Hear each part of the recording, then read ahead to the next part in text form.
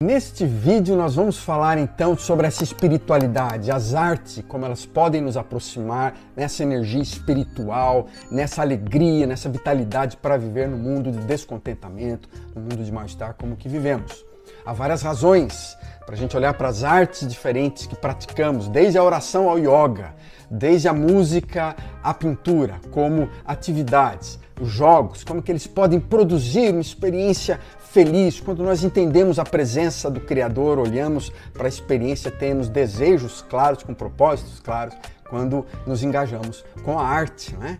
A resposta, então, para a questão de hoje é por que a gente aprecia tanto, às vezes, um jogo de futebol, por que a gente gosta tanto de cuidar de um jardim, e por que para muita gente essas coisas são entediantes, né? Por que nós apreciamos formas diferentes de igrejas, de comunidades? O que nós estamos procurando nesse tédio da vida, nos obstáculos da vida, encontrar? Então, quando a gente olha para uma obra de arte, eu tenho trazido o meu quadro do Van Gogh, que eu pintei, procurando me inspirar nas ideias, nos sonhos que o Van Gogh tinha, um pós-impressionista, impressionista pós-impressionista, uma pessoa espetacular, que eu admiro demais. E como isso inspira a minha vida. Como a música pode fazer isso para você, leituras poéticas, ou talvez a navegação, alguns de vocês praticando corrida, pedalando, jogando xadrez. O que torna essas atividades importantes para a nossa experiência de vida, para a nossa própria espiritualidade? Uma das coisas é que elas têm regras.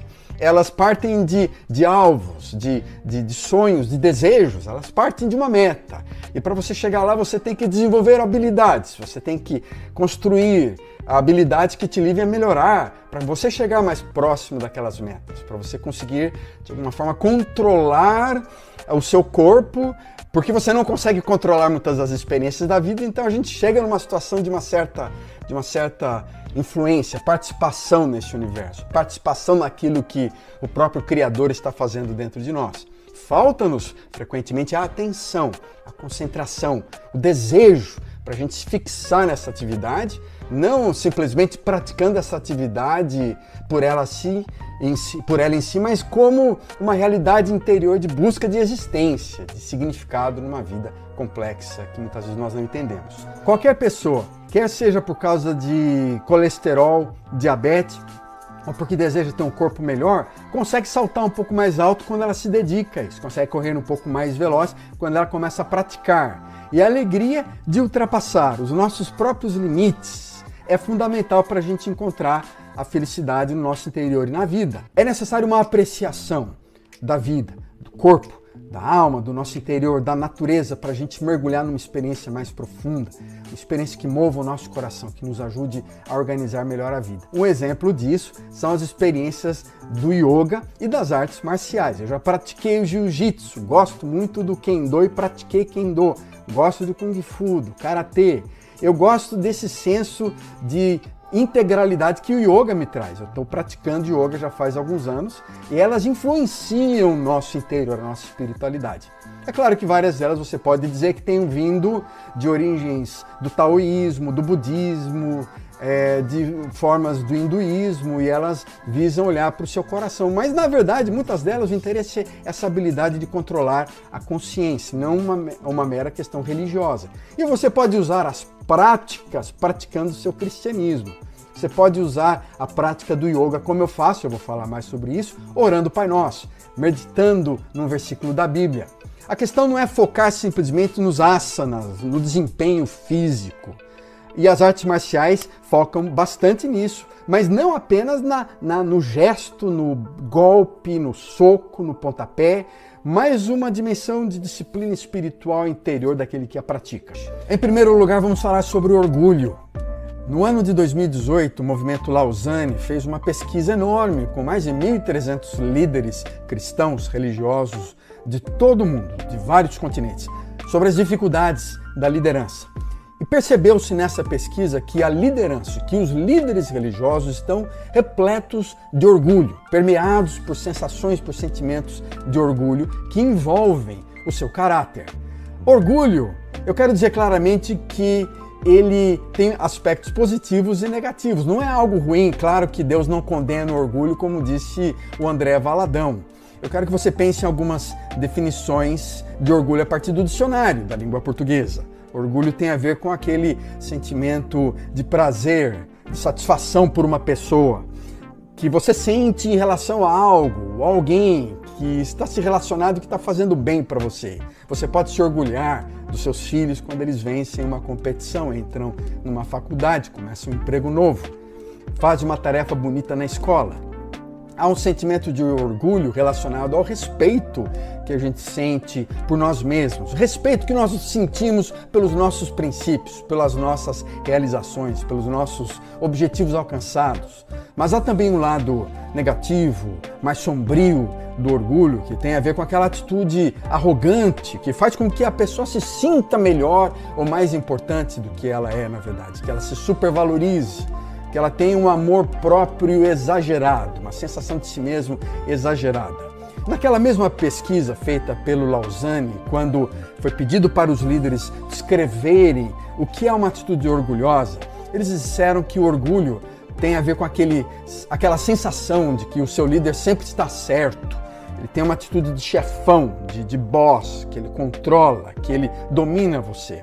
O orgulho está relacionado também à sensação de falta de confiabilidade, de integridade. O líder ele se destaca, ele tem uma posição, ele tem ferramentas, ele é um bom líder até mesmo em termos de comunicação, de pregação, de liderança, de gestão, mas falta a ele um nível de integridade mais profundo e ele, por isso, é crítico, ele é desafeiçoado, ele não tem disposição para ouvir as críticas, ele não está errado, ele é duro na sua forma. Isso pode se manifestar através da própria incapacidade de trabalhar junto com alguém e esconder uma imaturidade emocional e espiritual muito grande. Então o orgulho é um mal nesse sentido, quando ele gera arrogância, ensimesmamento.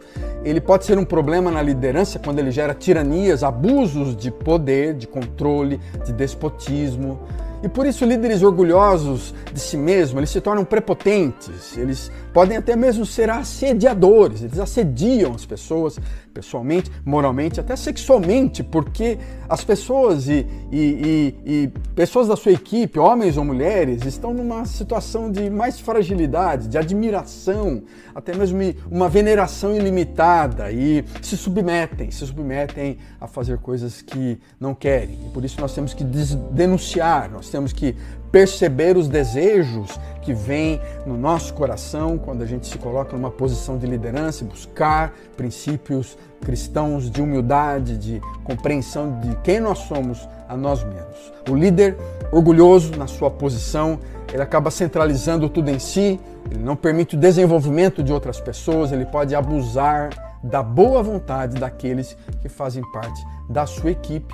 Esse tipo de líder orgulhoso, ele pode ser excessivamente autoconfiante, crer demais na sua capacidade, até mesmo na sua infalibilidade, não reconhece seus erros e ele incontestavelmente está numa jornada perigosa e avessa àquilo que o próprio Evangelho de Jesus Cristo ensina. O excesso de repressão, a dificuldade com que nós lidamos com a nossa sexualidade, com o sexo nos meios cristãos, dentro do cristianismo, entre os líderes, tem dificultado muito o engajamento com os temas, com os nossos jovens e causado a perda de muitos desses jovens que saíram das igrejas, deixaram suas comunidades e têm feito isso mais recentemente por falta de um diálogo aberto, de uma análise mais aprofundada, mais clara, mais bonita, mais bela com relação à sexualidade. No caso da liderança, os riscos relacionados à sexualidade são enormes, pelo fato do líder frequentemente aproveitar a sua posição de liderança e poder para conseguir a própria veneração, consciente ou inconscientemente, a própria veneração e adoração do liderado, que não se opõe aos seus próprios desejos. E como líder, ele pode afetar e controlar a vida dos seus liderados e lideradas para que eles se submetam aos seus desejos e vontades. Há um caso recente de uma grande organização americana da igreja Willow Creek, que inclusive ainda no Brasil realiza uma série de summits, que foi fundado pelo Bill Hybels.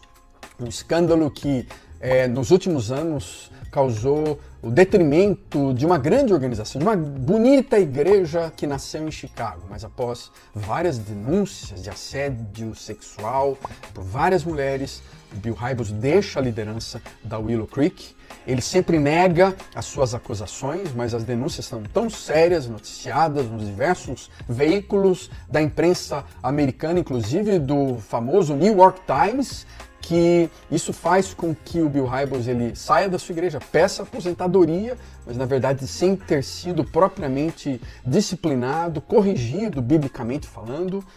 Pelo menos não temos informações muito claras, e que isso faz com que o seu sucessor imediato, o Steve Carter, anuncie o seu afastamento por não sentir que houve no board, nos líderes da igreja de Willow Creek, uma análise correta, cristã do fato. Mas isso é muito comum no caso dele e de vários outros que configuram escândalos sexuais altamente danosos para a vida, para o ministério da igreja. Frequentemente a igreja não sabe lidar abertamente com a sua sexualidade. Jesus ia passando por todas as cidades e povoados, ensinando nas sinagogas, pregando as boas novas do reino, curando todas as enfermidades e doenças.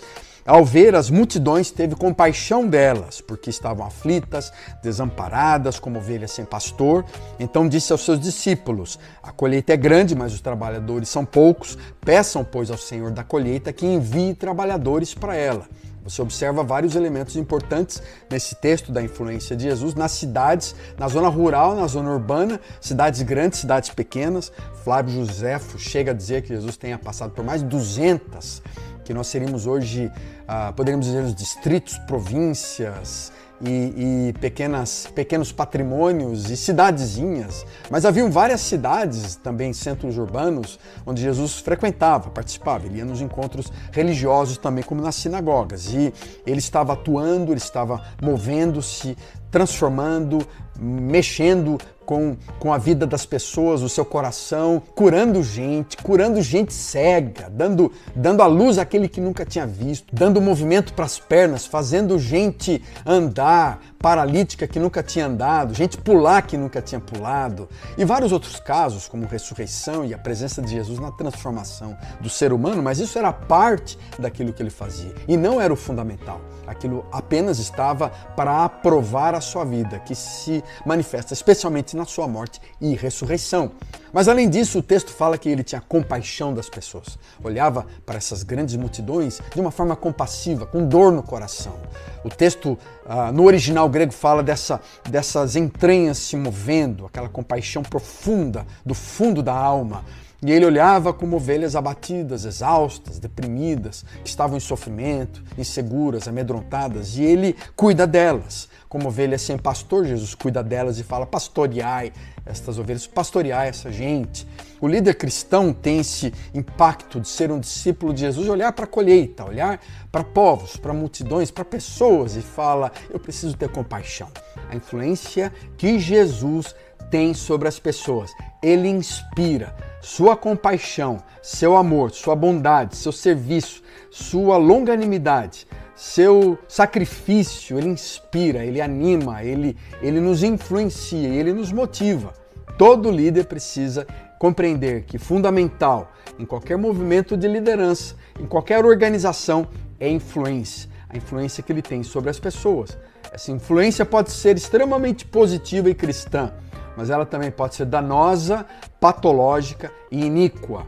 Portanto, nós precisamos saber que tipo de influência nós estamos exercendo sobre as pessoas. Carl Jung, um dos meus psicólogos prediletos, um daqueles que eu mais leio, e com certas proximidades talvez da teologia, da espiritualidade dele que me atraem, e ele fala que a coisa mais aterrorizante na vida é aceitar-se completamente. Porque o autoconhecimento é também essa sadia introspecção, esse olhar para a vida. Mas é difícil.